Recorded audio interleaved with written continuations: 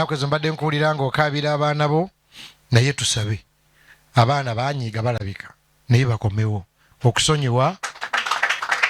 okusonyiwa kyabwa Katonda. Ayi Mukama tusabira ne muzeeyi kubanga omutima gumulumira abaana.